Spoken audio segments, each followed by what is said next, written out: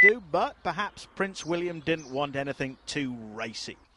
So, had the locals spotted anything going on? Any merry japes? Any royal shenanigans? I found one man and his dog, a rather big Rottweiler, as it happens. Good day. Is he all right? Yeah, he's open. I think he's more interested in the microphone than anything, isn't he? Yeah. Well, we just heard a rumour that Prince William was here for his stag weekend this weekend. Don't know anything about it, but if he is, he'll be staying with Mr. Van Cutson, I should think. The Van Cutsums live in a very big house on the edge of the village. Hugh Van Cutsum is an old friend of Prince Charles. His sons are best mates with William and Harry. 3-year-old Grace Van Cutsum is going to be a bridesmaid at the wedding. I can't help thinking that if Prince William wanted some crazy, all-action, wild party, then this probably isn't the place to do it. It's a bit quiet.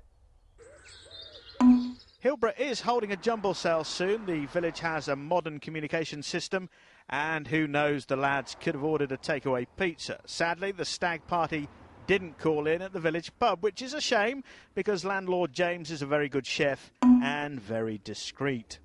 Oh, we do a lot of home-cooked food, home-cooked steak and ale pie, home-cooked ham and eggs and chips. Cod and chips, $8.25.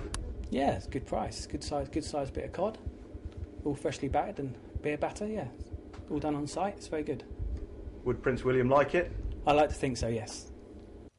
Back at the Van Cutsums, Fleet Street's finest had gathered in search of a scoop. Was this really the venue for a right royal knees-up? We tried a polite knock on the door, but the family weren't home. So we may never know more about William's stag night. And judging by some of the stag nights I've been to, perhaps that's a good thing. Mike Liggins, BBC Look East, Hillborough. We know the wedding will be held at the home of British state occasions, Westminster Abbey, on Friday the 29th of April. But in a break from tradition, Kate will be travelling to the Abbey, not by carriage, but by car. We can assume it'll be something slightly more grand than a London cab, but this is fine for me.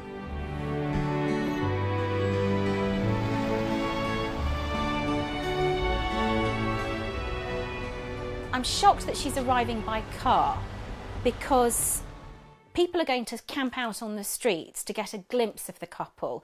And traditionally we've been used to, you know, the crystal carriage, the golden coach coming through and everybody can see the bride. And of course it goes quite slowly, so you get a really good look. So I'm slightly disappointed for those people who are going to go out and want to be part of it. Kate, though, will be able to see the crowds as she travels down the Mall, along Whitehall, and past the Houses of Parliament to the Abbey. And when she arrives at 11 o'clock in the morning, it'll be time for the first big moment of the day, when the future princess gets out of her car and everyone sees her wedding dress for the very first time. In the UK, we do weddings, pomp and ceremony like nobody else. We're the best at it in the world. And if Kate Middleton gets this right, she will become the iconic bride for a whole generation to come. Once inside, Kate will walk down the long, narrow aisle past the guests. European royals, British aristocrats, and the heads of charities amongst them. As she walks up to the altar, Kate will spot more familiar faces, and William. The Archbishop of Canterbury will conduct the ceremony. A lot of us, we're not familiar with her voice. I know we heard her the day that they got engaged.